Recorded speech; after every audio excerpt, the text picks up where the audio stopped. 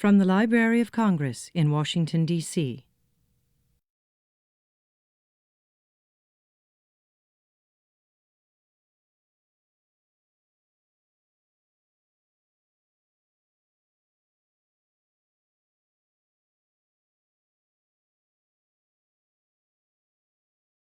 Good afternoon.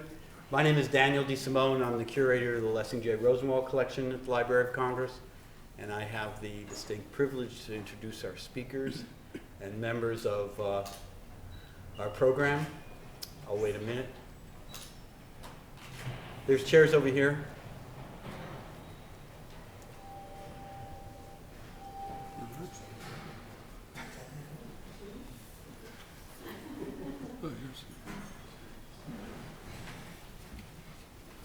Nobody's going to sit in front. Okay.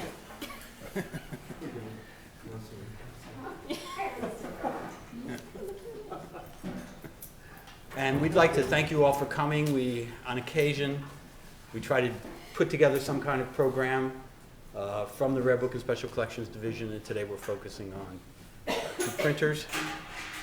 These two guys most recently have been battling the seas. We had an opportunity to do a little deep sea fishing, and we talked a lot about their production and their books. So that was my introduction, my learning curve with these two guys. So I'd like to, first of all, introduce Jane Siegel from Columbia University. Jane is a curator of rare books and has been managing the fine press and modern book collections for a long time. She's a protege of Ken Loch and is very, very involved. Did I say it correctly? I like that. Protege? I like it. Okay, so the protege. I chose the right word, didn't I? And very, very involved with the work of these two artists. This is Russell Maret. Russell is a type designer and a private press printer working in New York City. He began studying letterpress printing while a teenager and began teaching himself how to design letter form in his mid-20s. He's been a resident printer at the press in Tuscany Alley, San Francisco, artist in residence at the Center for the Book Arts, New York City, a trustee of the American Printing History Association, and he is the current North American chair of the Fine Press Book Association. 2009, he was awarded the Rome Prize in Design from the American Academy of Rome to study classical vernacular lettering. His books and manuscripts have been exhibited throughout the world, and they're collected by many of the world's great libraries, including the Library of Congress, Columbia University, Newberry Library, the Victoria and Albert Museum, and the Bodleian. Russell has written and lectured widely on the intersection of technology, art history, and letter design. Now, his partner today is Gaylord Shanilec, noted for his colored wood engravings, established his own press, and he called it the Midnight Paper Sales in 1980. Since then, he's published more than 25 books under his own imprint, as well as accepting numerous commissions, including works for the Gregynon Press in Wales and the Royal Club in New York. He's been the recipient of numerous awards, including the Carl Herzog Award for Excellence in Book Design and the Gregynon Prize. He is an honorary member of the Double Crown Club. What exactly is a Double Crown Club? It's an English club of, they're mostly printers and book collectors, mostly practitioners more than collectors, I'd say. But it's kind of an exclusive club, a big thrill to. Good, yes. A member of the Double Crown Club. Double Crown Club, yeah. An active member of Typophiles and the Ampersand Club. His work is represented in most of the major book arts collections in the United States and in the United Kingdom, and his archive of working materials is held at the University of Minnesota. Now, on the flyer that advertised this program, there's just a very nice paragraph here that Russell wrote. So I thought I'd read that out, and then the conversation can begin. On the surface, the fine press books of Wisconsin wood engraver Gaylord Shanilec and New York type designer Russell Maret appear very different from one another. Shanilec's books draw on his natural surroundings in rural Wisconsin to create intricately realized multicolored woodcut engravings while Maret's books explore the high and low corners of European alphabetical history for their form and content. There resides, however, an affinity of approach. Both Shanilec and Maret collect specimens, pair them with historical texts, and append them with notes to create books that offer highly personalized perspectives on history, art, and literature. So with that, I'd like to just open the floor. Jane will take this chair and let the games begin. We're sharing a microphone. So we're actually going to begin by having both of these gentlemen do a little slide presentation to just, so everybody's starting with a sense of what their work looks like before we start asking questions. Okay. Take it away. Got to watch all these chords. In fact, I think I just lost my thing. So soon.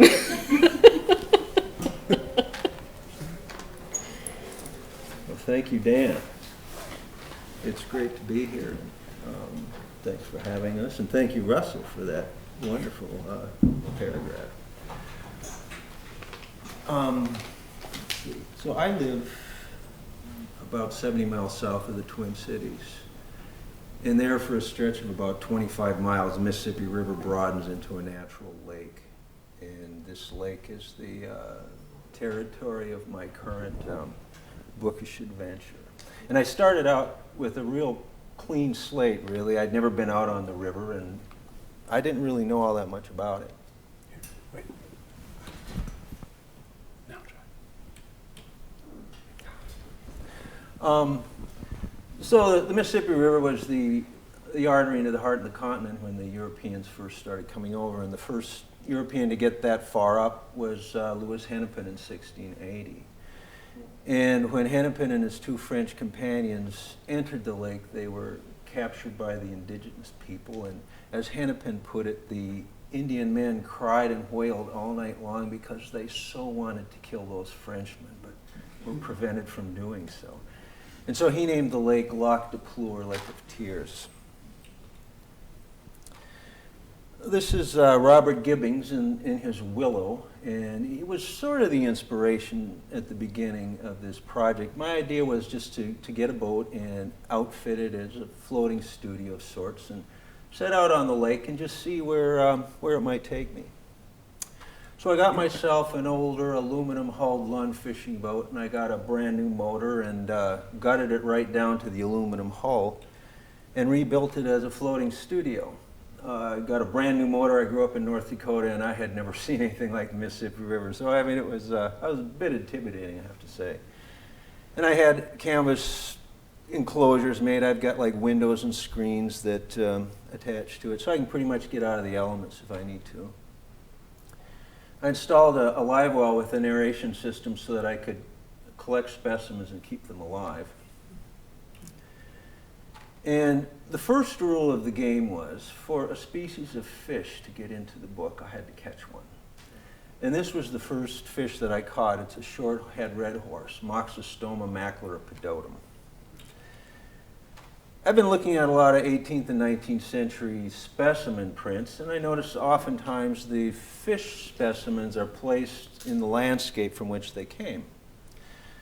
And this is a photograph that I took when I caught the shorthead, and I've always been fascinated with the surface of the water. It's always seemed like this grand abstraction that's constantly changing, but it seems to me now, when you can freeze it at a point in time with a camera, that actually every plane of the surface of that water is the result of physics. You know, the wind direction or the bottom of the river, or maybe even a fish swimming by. And I've also been always really impressed with sort of the overarching pattern in nature. There's sort of a perfection to that, but of course, when you look closer, you realize that absolute diversity reigns. And so, as I'm working on this fish, hour after hour, these are wood engravings. It takes a long time, and I'm engraving these scales and realizing that each of them is unique. So there are all these separate portraits, hour after hour. And so I'm thinking about that, and I'm thinking about abstraction, and I'm thinking about physics. And it becomes sort of a simmering cauldron. And I came to this kind of work through poetry. And so I remain sort of interested in this friction that's sort of created by images and ideas just kind of moving together. And it creates this sort of ephemeral sort of thing that you really can't put words to, but I think it really, that kind of thinking sort of informs things in the end. So here I am out on the river. I have a little library on board, and I bought a new full-frame sensor digital camera for this project, which was a great move. It's changed everything, really. I have a drawing table that I have a pedestal for. I can actually attach it to a seat pedestal base. But I don't really use it much, I have to say. When I built this boat or fixed this boat up, I hadn't been out there yet. So I had really a pretty romantic idea about what I was getting into, which would change in the course of the project. So I have a number of field guides on board and a variety of other things. Thoreau came through the lake late in his life for health reasons. He wasn't doing so well at the time. In fact, he wasn't going to live much longer. But he kept a journal, and it's really sketchy. There are a lot of ampersands in there, but there are all these little gems. Like he wrote, "I stopped to pluck a flower and smelled the spring fragrance, stronger and nearer than ever." Which I thought was pretty cool. And this is a book that's not on board the boat. This is an early edition of Hannahpens Journal. This copy's up at the Minnesota Historical Society. And it's the first European depiction of American buffalo. And if you look along the right-hand margin, the picture of that straggly-looking bird is in fact an American white pelican. And there were a flock of pelicans on the river that first fall, and they're very photogenic. They're big, and they're black and white and orange, and so I was taking a lot of pictures of them.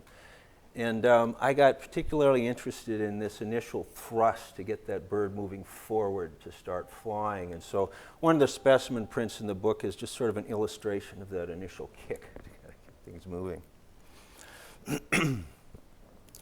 So this is my working dummy of the book. I've been working on it now for, I guess this is my third season out there.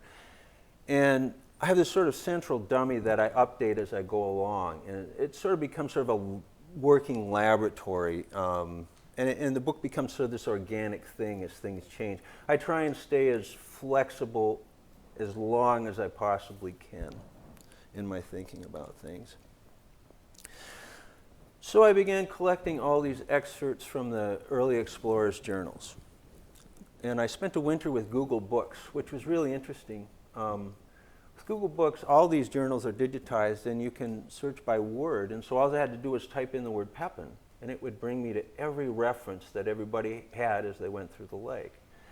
And they all had similar experiences. They had problems with weather and Indians, and they collected shells, and they ate fish. And so I began threading these things together with these sort of subtle subject threads. And initially I'd thought about listing the author by each excerpt, but I felt that that sort of interfered with this flow that I was really conscious of trying to build. And so instead I'm using these big blue numerals in the margin to identify the excerpts, and then there's a bibliographical key in the book, so the information is there. So I kind of moved into the 20th century and got interested in early fish and wildlife documentation, and I stumbled across this addendum to the 1920 Minnesota Fish and Wildlife Department annual report, and it was a compilation of Minnesota's fish compiled by Thaddeus Serber, and I became convinced that that fish on the right-hand page was the short-head red horse. But both Wikipedia and my DNR source called it Maxitoma maculopedotum, whereas Serber was calling it Maxitoma aureliolum. So I had a problem. I had this taxonomic puzzle to deal with. Back in the 70s, I was living in a warehouse in St. Paul, Minnesota, with a bunch of other young artsy people, and the guy next to me, named Archie, he had the studio next to mine, and he had this old tackle box full of these printing blocks of fish. And I was beginning to accumulate printing equipment at that time, so I borrowed these blocks from Archie one day and proofed them up and gave the tackle box back to him. And a year or two later, that whole world just sort of dissolved, and we all went our separate ways, and I never saw nor heard from Archie again. But I had this record of the blocks, and I always wondered what they were used for. Whoops. Okay, I'm going to have to switch gears. One of my slides is out of order, I think. So I started researching the species of fish, and I found that the initial taxonomy was done by Lesueur in 1817. And I was sort of Googling around this, and I found this excerpt where the author of the excerpt states that in Lesueur's article, this fish is named Catastomus aureliolus, but this taxon is now regarded as a synonym for the generally accepted name Moxostoma macularipediotum. So the solution to my problem. Of course, we kind of question what we find online with good reason, but I felt for my purposes I would go with that. It solved my problem.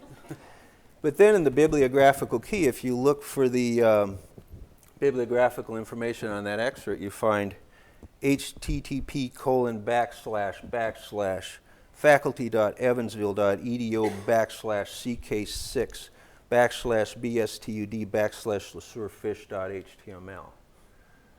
I don't know about you, but I was pretty surprised at how readily we butchered the language to sort of facilitate our leap into this bright new world of ours. But, okay, so this was the slide I thought I had a minute ago. So, in fact, those blocks that I had back in the warehouse in the 70s were used for this Lesueur, or the Minnesota Fish and Wildlife Report addendum. And there's one person that I've remained in touch with over the years from those warehouse days, Gary Edgerrin. He was over one day, and I said, "Hey, Gary, you remember Archie? You remember that tackle box with those blocks?" And Gary said, "Yeah, I remember that." And I said, "Look, this is what it was used for. This thing right here." And he looked at it and said, "Yeah." And he said, "It turns out that he too had borrowed this box of this tackle box from Archie, but had failed to return it. And so I have it." And so one of the appendices in the book is going to be a reprint of Serber's fishes from the original blocks. And they're beautiful things. I'm really looking forward to doing that. This is Wyatt. He comes in and helps with the typesetting once in a while. I've been committed to printing from metal type pretty much all along, and preferably hand-set metal type. And these days, preferably hand-set metal type with type that's been redistributed into the case from other books that I've done and reset. I just feel like I'm sort of entitled to that sort of cycle. I mean, at this point, having printed enough books to have accumulated enough type. I became interested in the journals of Henry Yule Hine, mid-19th century explorer. Actually, there are beautiful color wood engravings in them. They call them chromoxylographs, I think. But they're color wood engravings. But mostly he got me interested in maps. I really liked the maps that were done for his books. And so I decided to do a big map of the lake, which pushed the pelicans further into the book. And actually, it's in 2 panels, the absolute maximum size that my press can handle. And these are all end-grain maple blocks that I've made. And it's really tricky to make blocks that big. In fact, right now they're all under weights because they tend to kind of warp. And I've got to get them nice and flat when I start printing them when I get home. The title has become sort of an interesting little side project. When Russell was out this past summer, I was kind of concerned because most of the text is set in Bembo, but there's some in Polyphilus, and I was a little worried about mixing typefaces. And Russell pointed out that both faces were in fact based on Aldus Manutius letter forms. So last week when I was in New York, Jane set us up with some books, and we went and we photographed the original Aldine letter forms. And the rest of my visit here, Russell's going to help me do these, what do you call them? Tracings. Tracings of the letters. And next month I'm going up to the Hamilton Wood Type Museum, and hopefully I'm going to use their pantograph machines to make wood type for the titling on the title page. It just seemed like it kind of justified mixing the typefaces. So Mark Twain apprenticed as a steamboat pilot as a young man, and in Life on the Mississippi he documents that world of steamboat piloting beautifully. And I think that steamboat piloting and letterpress printing are similar in that both were very involved processes with a lot of depth that became obsolete very suddenly. And so the last excerpt in the book is Twain's description of steamboat piloting and how he started out. Well, actually, I'll read a little bit of it.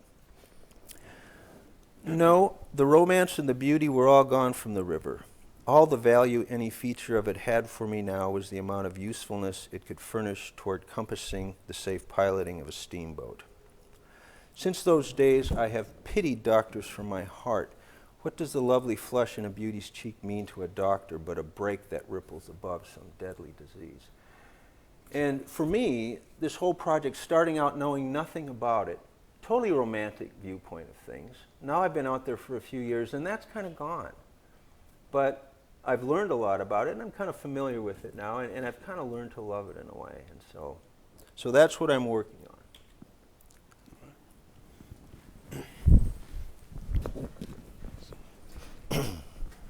Get the chords going. Yeah. Let's see.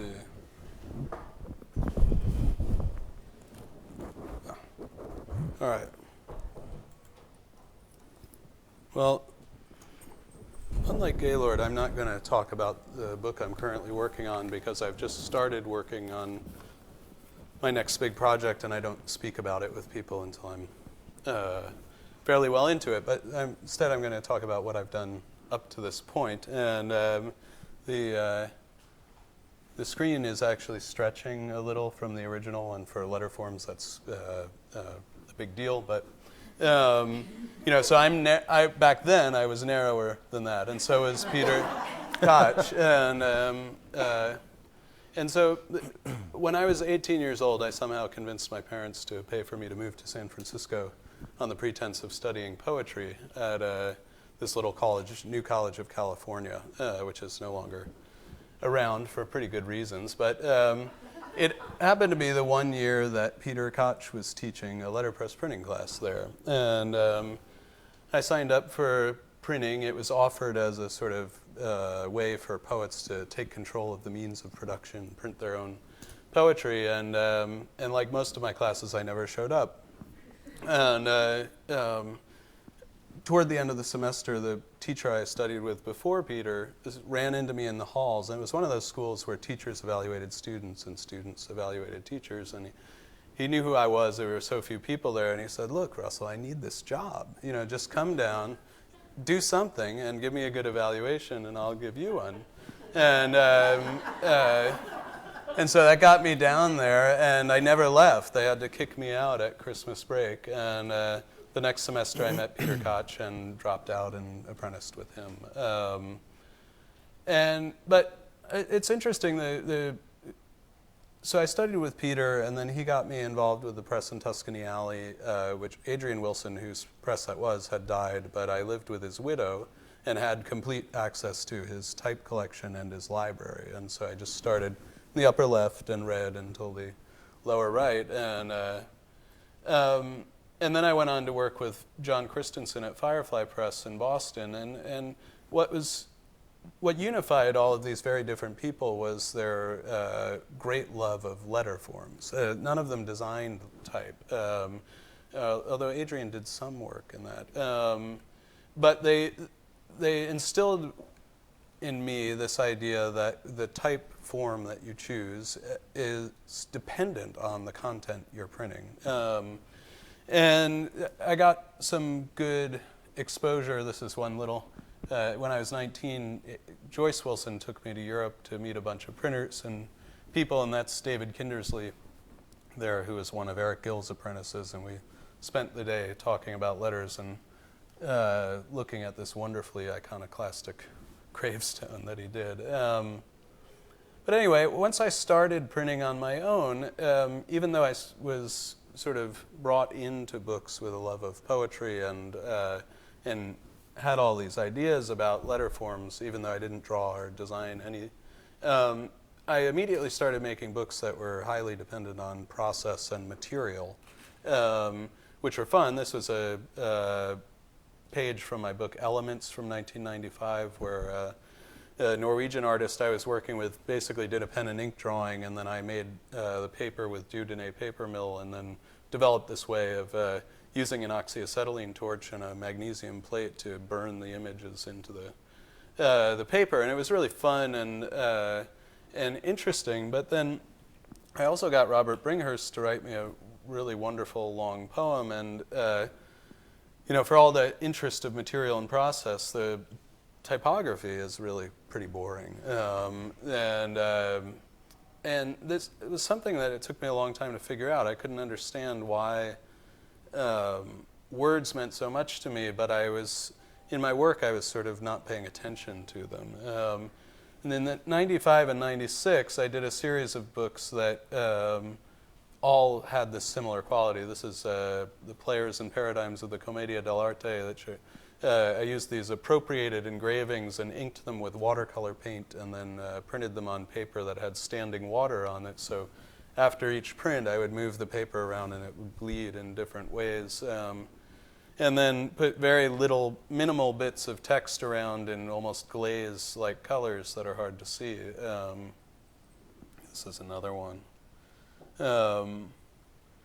And in the 96, I sort of went through this rapid succession of sort of starting to obliterate text. I started working on a series of books called Noise that were little poems that I would write and then sort of use different techniques to try to create typographic noise to obliterate the meaning or accentuate the meaning, I hoped.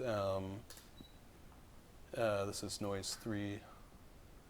And then this is a book I did with Mikhail Magoril at the Center for Book Arts of short stories by the absurdist writer Daniel Karms, Russian.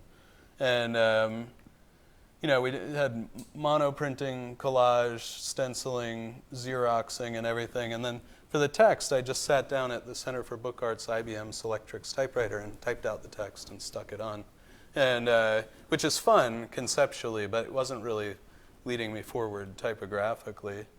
Until one night, which happened to be the last night of November in 1996, I was looking at this drawing by Rudolf Koch and suddenly had an idea for a typeface for the Book of Job, which, in retrospect looks strikingly like this. But I had never designed a letter or designed a typeface or had no real native calligraphic talent, but I spent the entire night awake, and the next morning, as far as I was concerned, I was a type designer, but I just needed to teach myself how to draw letters, and the rest I was sure would be easy. So, but in an effort to do that, my first access point for any form is geometry, which is sort of my native field, and so I started drawing these Job letters geometrically, and rather than I didn't even have a computer at that time. I had no idea how type was going to happen, but what I started doing to try to have something to sell was doing these editioned manuscripts where I would draw and paint the whole alphabet multiple times. I made 7 copies of this. Each letter of each copy is drawn in ink and then painted in gouache, and not a good model for making a living. But I spent a few years sort of going on and investigating the history of geometry and as it related to letter forms, and it sort of culminated in this work, Eclectic Geometric, or Lunch with Nicolette, which this is one of the letters from, which was, rather than being a complete alphabet that was supposed to work together, it was meant to be 26 portraits of letters at different points in their historical lives. And rather than developing a geometric system and forcing it on all the letters, which is typically how geometric alphabets are made, in this book I took whatever geometry was necessary to realize each individual letter, and then drew and painted them in pencil, liquid watercolor, India ink, and gouache. And so I made 10 copies of the 26 paintings, and started in 2001 and finished in 2008 or so. And these are some other letters, the F, the P, and the X. And then the reason I know this is not a good financial model is it led to my financial ruin at a young age. And and spent quite a few years abandoning books and printing things like wedding invitations until 2006 when I finally threw that off. And not knowing what I would do, but I had been working with Henry David Thoreau's translation of Prometheus Bound for a long time, doing manuscripts. I did a manuscript alphabet and a series of books of smoke drawings in which I drew with a burning candle on paper, and then and that would be the only text. The library has a couple of those here. And then finally one day I came up with how I wanted to print it, and for it I drew the titling, the title lettering, which is based on the calligraphy of Jan van Krimpen. I don't have any pictures of the interior of this book for some reason. The typography of it is quite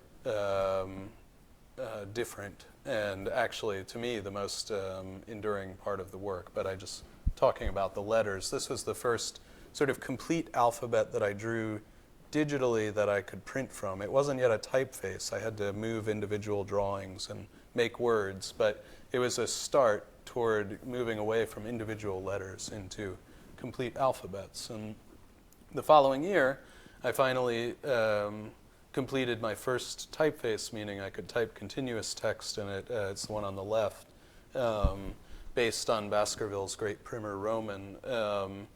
And to the right, the captions in this book, Medieval in Padua, are set in Martin Majore's Serial Sans, and that was the last time I printed with someone else's typeface. So after 12 years of studying letters, I finally designed a typeface, and then all of a sudden they just started pouring out of me. And now anytime I print a book, I design a typeface for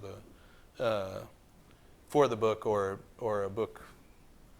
They all center on my typefaces.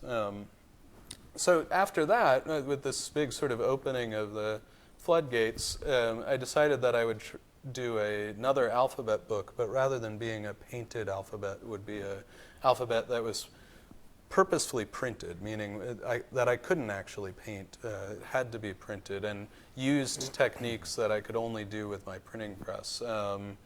And so it's a very simple idea. There's 26 letters, and each is paired with a different title drawn in an alternate lettering style. The book is called Ethelwald, etc. And it became also a sort of extended study of color printing. This A, for instance, requires 9 colors to achieve. It looks better up close. And printed instead of projected at 72 dpi and stretched across, but whatever. This is the O from that book, and then this is the T. And one of the things I really like doing is this T. It has weaving through it is the final two stanzas of Ode on a Grecian Urn by John Keats, and I designed a typeface to only exist in that, as those 2 stanzas in that T. It's never used for anything else, and it's just there, just for Keats's T. So that was 2009, and then 2011 I started figuring out or late 2010, figuring out what was going to be my next big thing, and it ended up being this, which is Specimens of Diverse Characters, which is a sort of the answer to, if Ethelwald is about individual letters, this is about complete alphabets. So it's a specimen book of typefaces that I've designed.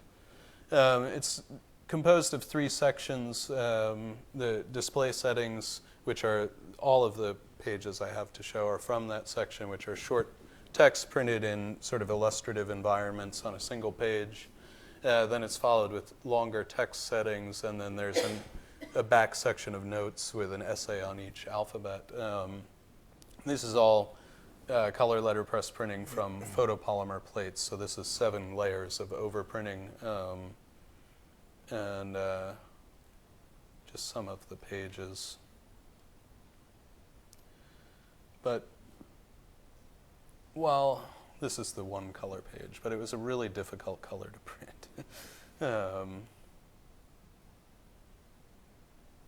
And then there was a problem.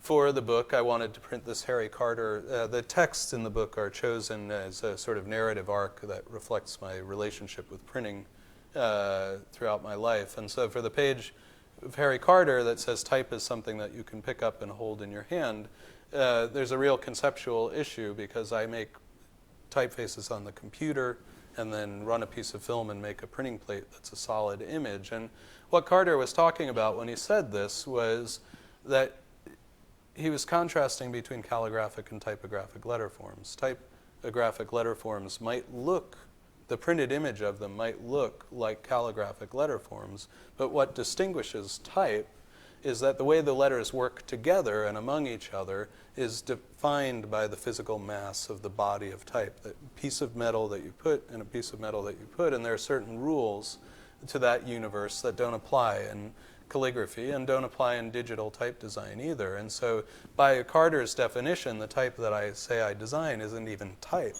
It's something else. It's a digital image.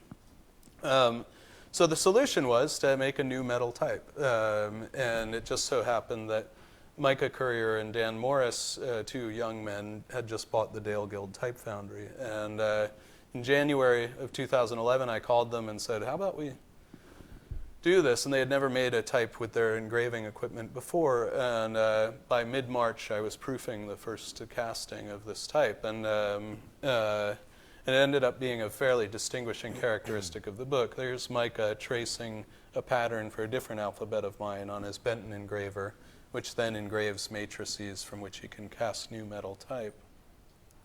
These are the first castings and the first two matrices from Johann Titling that I made for the Carter quote.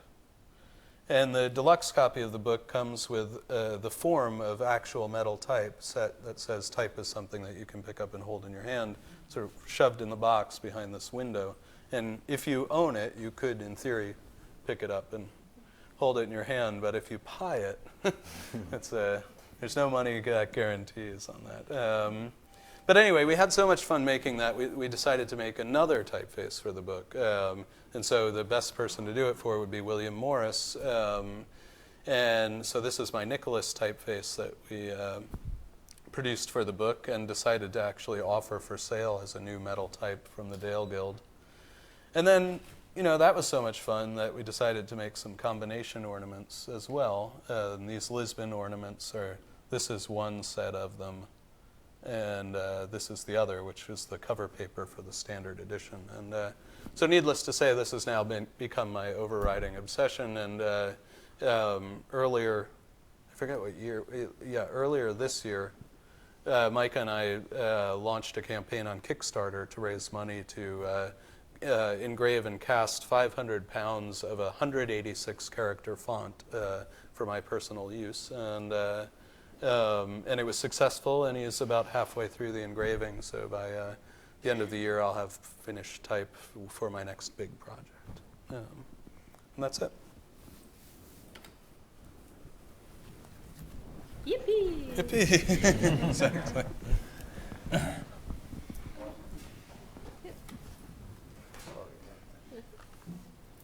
So we've done this before once, but it was a year ago, and none of us actually, we discussed this earlier, remember what we said. So we can go over some of the same material. some new things, because now I can't remember what questions I asked either. But I mean, to recap the first installment of this ongoing conversation. What I learned was, although I tend to think of Gaylord as a wood engraver sitting in his studio making wood engravings, and I think of Russell primarily as a printer printing in his studio. In fact, that's completely bogus and simplistic, because both of them are people who do a wide range of activities and actually feel very strongly about all of those activities, which will come out shortly. So.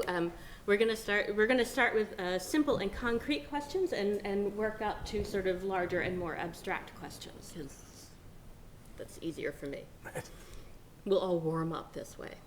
So the first question, the easy question for Gaylord is, so wood engravers are finding it harder and harder to find wood to engrave. And many people are turning to things like corian and what's that stuff? Filmoplast? No. Resin grave. Resin grave, thank you. But you're wood engraving. Yeah, I am. And it's the aesthetics of it, I think. I mean, there's something about working with wood and metal that just feels good.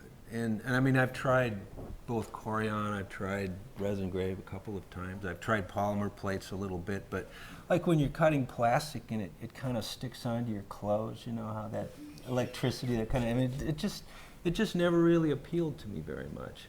And I also like the way that ink sits and leaves wood and metal too, I think. And you know, I mean, once you sort of find something you really like and you invest, you know, decades into it, it's pretty hard to change directions, I think, in terms of materials. So yeah, I like wood and I like metal. And you're using maple? Yeah, I use maple. Actually, I did this. Which is very odd, odd. isn't it? I mean, Not really. Other wood engravers aren't using maple. Oh yeah, I Are think they? a number of them are. Oh, okay. Initially, boxwood was Uh-huh. the primary wood, but it's very expensive. I mean, it still can be had, but maple's pretty common and much less expensive. It's not as hard. So to get a fine line, you have to go into the line a number of times and sort of pare away at the edges. So it's a little more troublesome.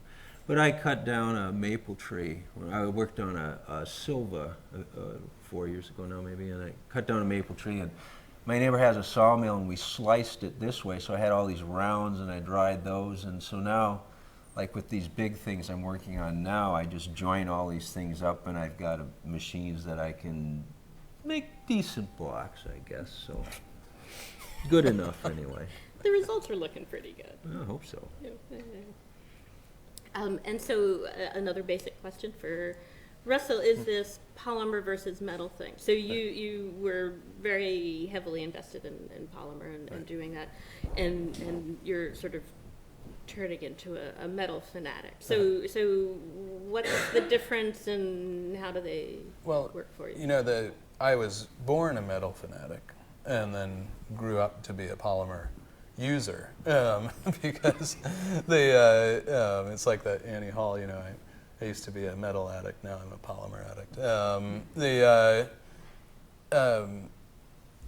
The reason I use polymer for type, at least, is because as a printer who designs his own typefaces, there simply is no way, especially a printer who designs many typefaces and uses that as a signature of his work, you just can't afford to make metal type all the time. And quite frankly, before Micah and I started working together, there really wasn't an option for that. Theo Rehack had the Dale Guild before, but he had given up on the idea of making new metal type long ago. And it's just too complicated, too expensive, and so Micah was perfect, at the perfect stage. He had bought this foundry. He's extremely talented, and in order to have the opportunity to invest, to learn how to use the equipment, he needed someone to hire him to do so. He had lots of people, type designers, calling him up and telling him how good it would be for him if he did things for free for them. But we called him up and said, we're going to hire you, but with that said, I do a lot of image work with polymer, and I really love what I'm able to do with it. So I'm not intending to give up polymer entirely, but there's just an existential difference between printing type from polymer and printing type from metal, which has nothing to do with print quality. It's when you use polymer, you type the stuff into the computer, and then I send the file to a friend of mine who makes a piece of film, and then I bring it to my studio and I make a printing plate. And if any step in that process is wrong or done wrong, or the film is scratched, or there's a typo, or the plate isn't any good, you have to start over. And there's a real lack of spontaneity there, whereas with the setting of metal type, you set a page of type and you work on it and you work on it and you set it in the bed of the press, and as you're printing, you start to notice different things and you change things, and there's a sort of fluid quality to it that I didn't really realize how much I missed until I started setting type again. And now it's just, I just finished doing a small book with the Typeface Nicholas, and it's only 10 pages, but it was extremely complicated hand setting, and it was just so much fun to, be in my quiet studio with no computer on and no nothing, and just setting type is a very different experience for me. Yeah. And so, Gaylord, most of my impression or my understanding is that a lot of your books up to recently, you were having Monotype cast for the book. Right. And now you're distributing that and resetting it. Right. But I thought it was interesting that you were sort of happy to have the opportunity to distribute, which is kind of why they invented Monotype in the first place, so that you didn't have to. Right. Yeah, that's true. That's true. Well, partly it's a question of practicality. I mean, my two biggest expenses in a book are type usually and binding, paper too. But type a lot, and I love working with Michael Bixler. I think he's like a national treasure, actually. But especially like the last few books I've done have all been in this sort of natural science kind of vein, and I thought that Bembo might work for all of them, and so I started building a library of Bembo intentionally so that I could keep using it for these books. But yeah, I mean, to me, it's just this great thing to realize, hey, I've got enough of this now. And one of the nice things about hand setting type is you're limited to what you have, And like I was just, for this bibliographical key I'm going to be setting when I get home, I was initially going to set it in 11 point because I thought I had all this 11 point. But what I have is kind of a mess, and I don't think it's going to work. But I have a lot of small caps in 11 point, and so I'm going to end up setting the titles in small caps. Initially they were going to be italic. So I mean, it forces you into directions that otherwise you wouldn't even, on the computer you can go anyway, But when you're limited to what you have in the shop, you have to sort of move in unexpected directions, I guess. Process. Collaboration. I love sort of testing my preconceptions against reality. So my preconception with Gaylord, I just get the sense that you do a lot of collaborating. That you're making illustrations for other people's books sometimes. You're working with living authors. You're going out and talking to people. All these people who helped with Silva. Well, you were working with Ben Verhoeven, right. And then the guy who helped, your neighbor who helped with the wood, and just there seemed to be a lot of people working on the project. I mean, is that intentional? I mean, and it's sometimes I wonder if it's true collaboration because I mean it is my project, and I'm finding people that can help me to an end, like Russell, for instance, with the titling on that book. I mean, and it's always kind of been that way. I mean, like back in the 70s when I was living in this warehouse, Archie was there. He had those blocks. There was somebody that was a metal worker. When I had a problem with a part for the press, I got to know him, and he could fix that. And there are always these other people around that are resources one way or another. And the longer you're in it, I mean, for me, it's been 30 years or so now. The more higher level, like I work with Craig Jensen now quite a bit, who was a fantastic binder. And I'm able to afford twin rocker paper for different things and spend time with people like Russell. And at the same time, my neighbor, Rick Walter, who has a portable sawmill, and he kind of, goes from job to job in the rest of his life. But whenever I get some logs together, I call Rick up, and he comes over, and we saw them up. And so, yeah. It's kind of the people that happen along in my life at the right time for the right purpose, I guess. You see, from New York, I just have this picture of you all alone on this sort of 29 acres. And I think it's interesting that you do so much collaboration, whereas then I think of Russell in the middle of New York City, sort of only collaborating with dead people. Right. Well, they're more fun. You know. But you actually word it that way in Ethelwald. Yes, and because I spend a lot of my working time is just, you know, sitting in a chair thinking, or walking and thinking, and I like the dialogues that I create with dead writers and dead artists. One of my greatest sources of inspiration is just walking. When I'm working on a project, I try to go to the Met every week, and I just walk around and look and sort of see how people deal with certain issues, and then sketch. And I have these little pocket sketchbooks that I make, and I just sit there on a bench and work on ideas. And it's really not that I don't like living people. It's just that I really like living people. It's just that I did a lot of collaboration, what I thought was collaboration in the 90s, and it quickly became obvious to me that it wasn't true collaboration, because I would tell people what they had to do. Mm-hmm. And even if it was a visual artist, I was the one who was determining the visuals they were making. And which wasn't, you know, really that fun for either of us, probably less fun for them.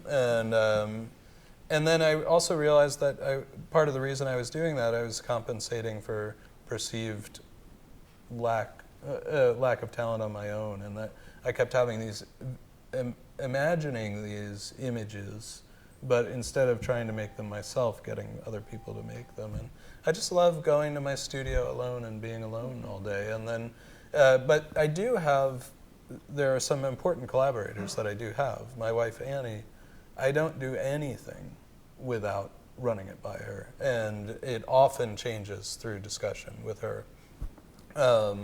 I talk with, in a lesser extent, with people like Gaylord is, of my colleagues, definitely the person I most bounce ideas off of, and we've been talking about my new secret project, and he's got great ideas, and then I have this wonderful assistant, Nancy, who helped with specimens, and she's really she painted some of Eclectic Geometric. She's helped. She worked for me when I had a printing business, and so I basically trained her for 10 years, off and on, and she comes into the studio, and we know each other well enough that part of the collaboration is just knowing when to shut up, you know, like we're working, we don't need to talk, and she knows exactly what I'm looking for, and she points out when I'm not doing it, and so there are lots of good relationships like that, but most of the time I'm just alone. Well, I was kind of wondering if you felt like sort of the arc of your career was maturing to a place where now you're kind of more open to that collaboration, you know, yeah. having help in the studio right. is new, and working with Micah. Right.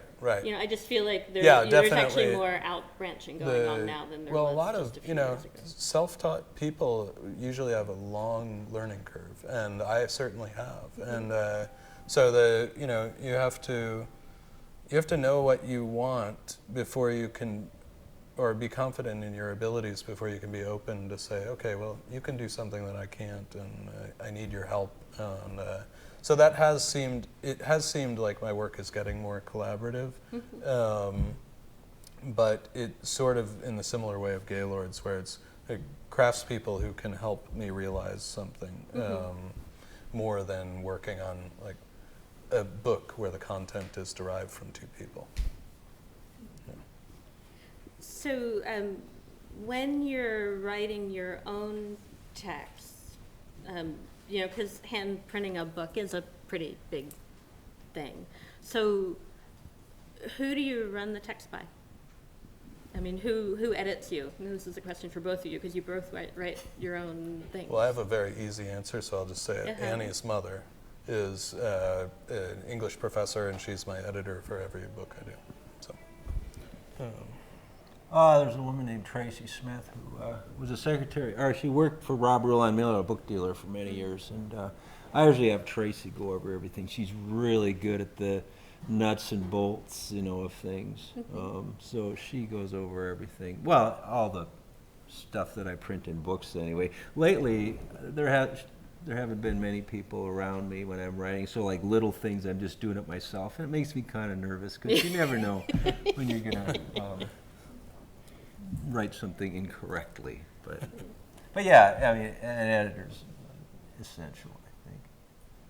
But, and I mean, you're both doing these big projects where you're creating your own text, but you're also still doing projects where you print other people's text. So how do you decide? I mean, is it like a back and forth? Is it just the text comes to you and you just feel that you have to print it? I mean, how do you decide? For me, it's more the people that just happen to come into my life for one reason or another. I mean, I've done things with Robert Bly, who all of you are probably familiar with, and I've done things with Suzanne McNair, who all of you probably aren't, or my brother Clayton. I did a book with him one time. I mean, it's just kind of, it comes along, and it might sit for a few years or even longer than that sometimes, but when I get a break and I have something that I like, I just go ahead and do it, I think. But those are smaller projects, really, with other writers generally. Same for me. They're always smaller projects, and half of them I write. They're lettering, fields of Italian lettering that I want to look into closely, and then every year and a half or so I start talking with someone who's got a text that I print, and but it's always sort of between the big projects.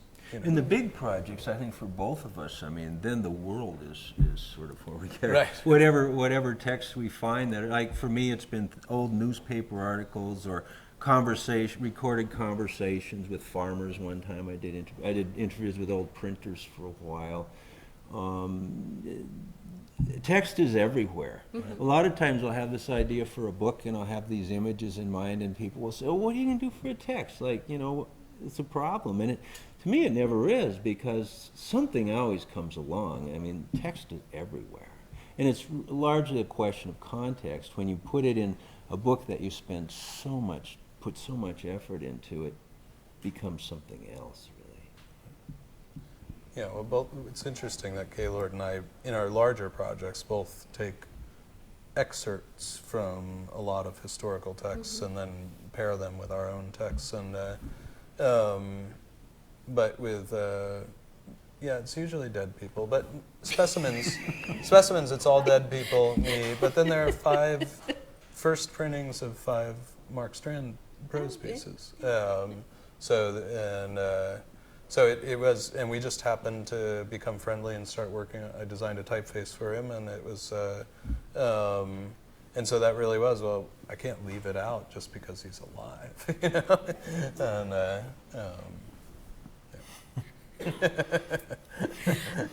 Okay, so just moving on, time is pressing. right.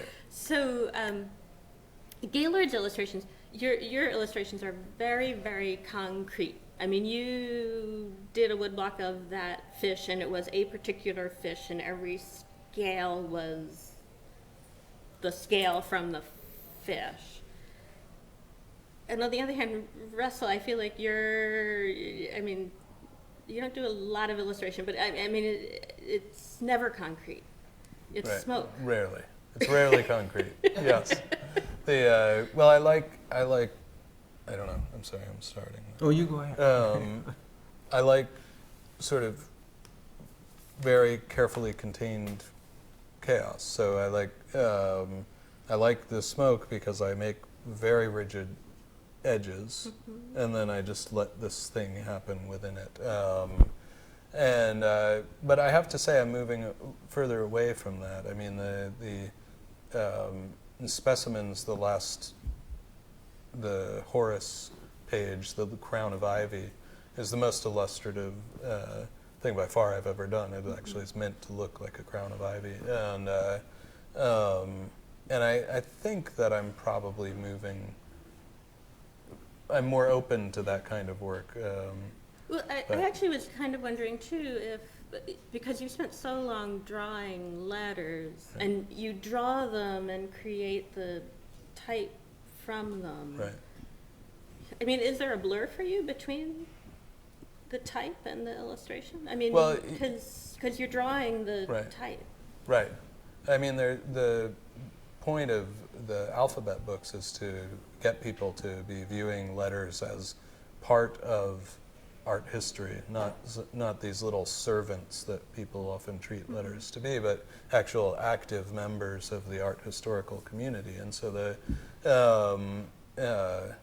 so yes, they're definitely meant to be portraits in the alphabet books. And then I am trying to investigate ways to create letter forms that can work as illustrative content as well as textual content. So the book I just finished is the Book of Jonah, and it's set in the 24-point Nicholas capitals, which are hard to read. And I'm perfectly okay with that. I want people to slow down and take the time. And it's not hard to read once you get familiar with the letters, but they then bring this, spiky, voluptuous content to the text, which was, if I just set it in a regular text face, wouldn't be there. Well, plus with Jonah, the type itself is visually very interesting. And to me, the whole word illustration it's hard to kind of pinpoint just what it means anymore. Because like with Russell's Jonah, he's using color through the book. It's dark when he's in Jonah's belly. I mean, and so he's using the type as sort of an illustrative device, which doesn't have anything to do with imagery at all. And I think Russell and I work in different ways, but I think we kind of bring whatever sensibilities and tools that we have to work with, and we use them all. I mean, the paper and the type and the images and the binding of the book. I mean, when we talk about books together, I mean, it's a very complex discussion. Right. I mean, we were talking about The Secret Book yesterday, and we talked a lot about binding and structure and just how to sort of arrange things and how to mix illustrative elements with typographical elements, and flow is such a big thing. You really have to think a lot about flow when it comes and to so books. this conversation started on the downtown subway. We went to Brooklyn to my studio, and then we walked over the Williamsburg Bridge, continuing the conversation. It's all about flow. And it was a wonderful conversation. And it's so much fun to be in a subway car. I mean, being a Midwestern, I'm real comfortable there most of the time. But to be in a subway car with Russell and actually be talking about something is really fun. There's a lot of that on the New York City subways, really there is. But I mean, I was thinking so hard about Gaylord's books and how so many of them, they are very concrete, specific things. There's the High Bridge, and there's the mayflies, and there's Silva. The river now is, collecting all these fish, although it's sort of growing out of it. But it's just sort of interesting because when you talk about these books, there's so much more going on than I mean, it isn't just this like catalog of insects, Right. but the book is kind of a record of this whole process that you're going through to make the book. I mean, it sort of becomes more clear in Silva, where there's the Silva, which is a great book. My favorite book. Silva talks about 26 different different kinds of wood species, and illustrates each with a cross section and a long section of the wood printed from the wood, and then there's a text about the tree, and there's a meta text about the printing of the text about the tree, and then there's appendices, and but it becomes so much more than a book about wood. It just, I mean, is that what you're doing? Well, I mean, is it like there's this art process, and then the book is kind of the physical manifestation of the process? I would say so, yeah. I mean, I think the process, especially with this kind of work, is I mean, you end up with the book, and, it's nice to have the book, but the process is where it really happens. I mean, I generally come up with, just a subject that I'm interested in, usually that I know very little about, so that the learning curve is straight up for a while. And then it just, like I was talking about that dummy, it just sort of organically grows, and I'm just trying to stay as open as I can to whatever comes along. Whether it's a box of old fish blocks, printing blocks, that whole thing, I had no idea that was going to happen 3 years ago. And I knew about those, but it just sort of evolved over 3 years that incident sort of took place. So it's a really organic process, and it's very personal, really. Whatever's going on in my life is kind of what it reflects. And the other thing about it is, everything that we do is so time-consuming, and all that time you're thinking about what you're doing. And so all the various problems involved have all this luxurious time to sort of find their resolutions in a relaxed manner, which I like. Setting type and distributing type. Yeah, and you're spending thinking 100 about what hours you're doing doing. the key block of a Even now, as I'm engraving. redistributing type from Silva, and there are a couple other books, it's kind of my last chance to think about those books and think about that type as I'm reading it one more time in reverse as I'm throwing it into the case. And I'm usually glad it's gone. I'm usually, oh God, I'm glad I don't have to read this again. Because the thing that impressed me most about the talk you gave about the river last week was that the whole project starts with a winter spent building a boat. With a what? A boat. Oh, You the started winter building- spent building the boat. Yeah. And just like if I was going to print a book, I'm not sure I'd think about starting by building a boat. Right. Just, Well, there's the a whole thing, Zen what's thing going interesting on about, there. about that is all the wood in the boat came from some walnut from the Silva project that I had left over. So it's kind of like one leads into the other. And like Russell and I were talking about this the other day, that every project, especially at this point, the bigger projects, they all feed the next one, and you're always kind of thinking about the next one, I think. The flow, it's kind of all about. Because specimens, is also kind of overtly, since each specimen is, some of those maybe are types that you've made before, but you Yes. basically were making types for that specimen for Right. that It was book. definitely playing with the historical idea of the type specimen. Type specimens are meant to be specimens of types that are for sale. This was a specimen book of types that were not for sale, first of all, and then usually it was undertaken with the idea that it would be a specimen of types that I had designed, but I always forget, there were 17 or 20 types in the book, and 6 of them I designed for the book.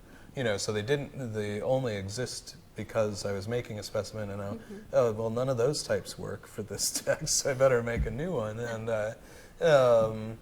And that's very, for me, that kind of like history geek stuff is really fun. But what Gaylord was saying about the process of one book leading to another has definitely been, the Ethelwald, eclectic geometric leading to Ethelwald, leading to specimens, leading to what I'm doing now, and all of these things are part of a bigger process. And so it's, I've made a lot of books, but there are 6 or 7 that I think of as being part of one sort of greater work. And that's fun because it really keeps you pushing. You're like, everything keeps getting more complicated because not necessarily the ideas, but the printing, the actual printing of you can do 7 colors, but what if, we were just looking at that book with you the other day that had 14 states of color or something, and I got to do that, because if they could do it, I can do it, right? And I want the progressive proof. And so that's kind of fun as you keep pushing yourself. If you look at your work that way, I printed a book in 2008 that had 8 colors in it, and a good friend of mine came to the book party, and he left and he said, "You got to use more color." And I was so flabbergasted because I used 8 colors, but they all sort of looked the same. And he had so much to do with me doing Ethelwald, which had 121 colors in it. And that was my next book after that one. So I was like, all right, well, you're right. I'll use more color. So if you meet a polite person at a party, say, and they say, what do you do? What do you say? And they say what? What do you do? What do you do? They when ask you, what do you do? Oh, they ask you what you do. Oh, God. That's really a hard Yeah. question. It depends on the crowd. I mean, I can tell you that Rare Book Librarian is a real showstopper. No one has conversation for that. if I'm in a sort of a workaday kind of a situation, I say I'm a printer. You know, I mean, I live out in the country, and most of the people that I see in my daily life are farmers or electricians, or you know, a heating and cooling guy. So I usually say a printer because it's something they can relate to. I mean, where I live, the main cultural event, the highlight of the year is the opening day of the hunting season. I mean, there really isn't. The arts are totally dismissed completely. I mean, there's no value to most. I'm not everybody. I mean, there are people that they are. But so it depends on who you're talking to, I'd say. I don't like. I've always been uncomfortable with the label of artist, I guess, just because it's always seemed to me that there's makes me uncomfortable. Printer, I like printer. Wood engraver seems a little limited. I mean, that's just one of the things. So I make books. I mean, I guess that's I'm a bookie. Yeah, I you know, W.H. Auden in The Dyer's Hand said he would never, under any circumstances, tell someone he was a poet because it just caused them so much discomfort. And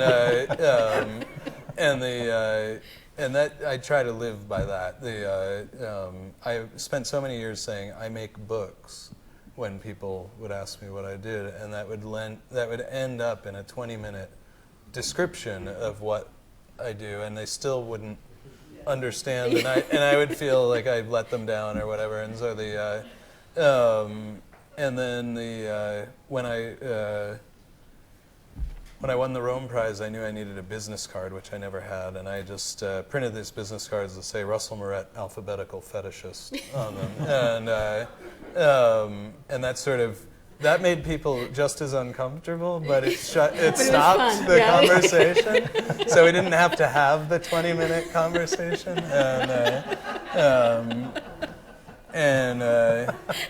But you know, I just sort of, I've tried so many things. I'm an artist who makes books as work of art. I'm a type designer, but I don't do type design for anyone but my own books, and you know, it's just very complicated. So.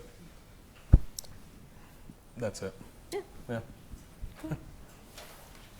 I think we're at a stopping point. Yeah, I think so. Yes. Could you handle a question or two, or sure, if you guys can handle staying. I mean, we've got time here, but if people have to go, I know people have busy schedules. You know, thank you for coming.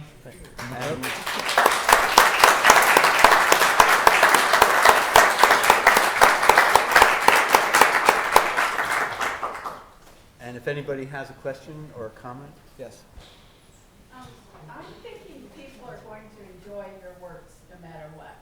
But I'm wondering if you have any comments about those people who are colorblind and if they may enjoy your works that much more, or if that's a concept that people are talking about in your industry, or. Well, I think Well, you know, you remember like when you were in grade school and you first going to the eye doctor and they had those charts on the wall and they said, okay, the letter R is in there somewhere? I could never see that. I am colorblind. I mean, I see colors, but I've got I can't see a cardinal in a leaf tree, for instance. I can't discern red and green of similar tones when they're next to each other. So, yeah. I could really, although if it was all black and white, that would be different. But so I mean, for me, it's just I think I see colors a little differently, and I probably get away with some things because of it. I don't know. I wouldn't say that I take color blindness into account when I work at all. At all.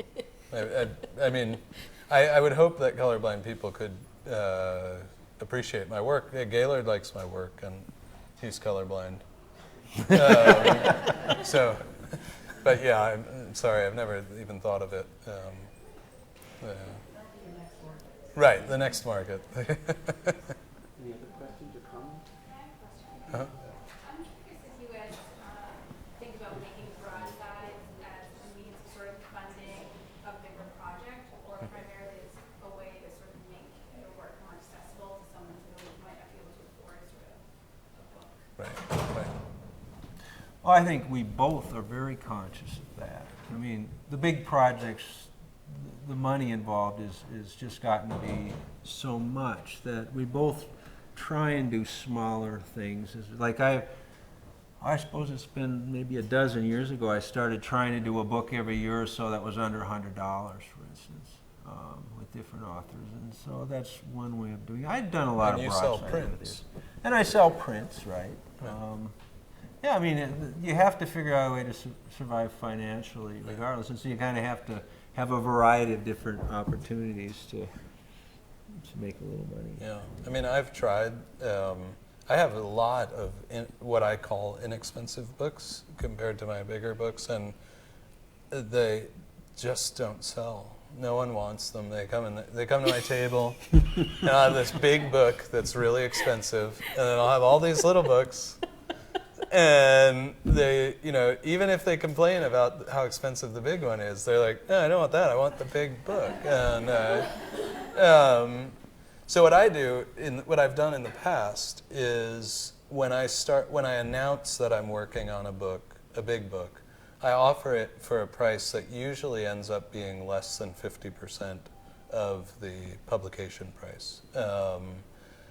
And so there's this period. And I advertise it as much as it's not just limited to anyone, where you can get, it's still a lot of money, but it's a lot less, and but you've got to give it to me, a year before you're getting your book or something like that. So that is a very effective way I've found of funding my projects. It makes you a little upset if you sell too many at that cost. Which I have done, and because it makes it hard to finish a book and not be making very much money at the end of it. But the solution to financing books is and reaching an audience. I mean, in the end, if you do this kind of work, you do have to be somewhat realistic about the fact that you're not producing for a large audience.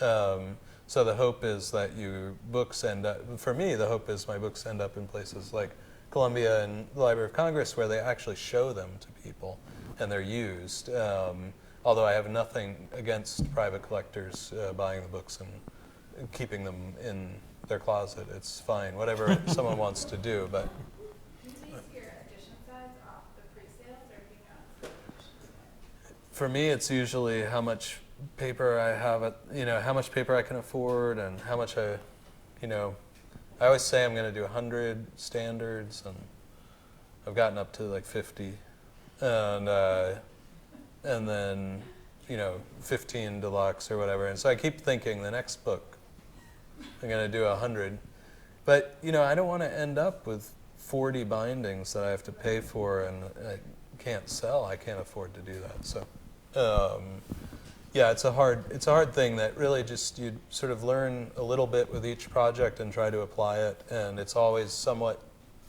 wrong, and it always kind of works, Would you take a few minutes and talk about what's going to happen this weekend in Delaware? Yeah. The 16th, 17th. Oak Knoll Fest, which is sponsored by the bookstore in Oak Knoll in Old Newcastle, Delaware. It used to be an annual event. It's now a biennial event, and it's a wonderful weekend of talks and a book fair, and it's kind of it's pleasantly humble, I would say. It's in the it takes place in the senior center of the humble in the sense, It's not a big showy It's a thing. nice size. It's a nice size, and it just takes place in a thing. town, and they're nice they're nice people. But the great thing about it is it's not there are all of these printers from all over the place that you can meet in one place and see their work, and it's great. It's Saturday. Well, the symposium is already booked on Friday, so it's Saturday and Sunday afternoons. Is the fair. It's a nice sized fair, so you can, there's a lot to see, but you can see it all without killing yourself like Right. Codex would be. Yeah.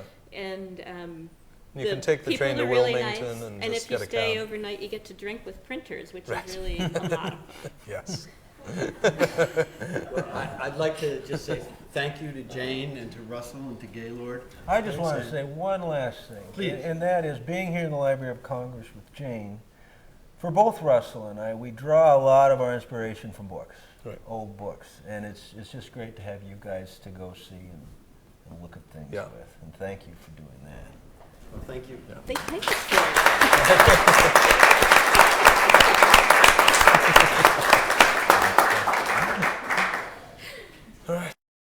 This has been a presentation of the Library of Congress. Visit us at loc.gov.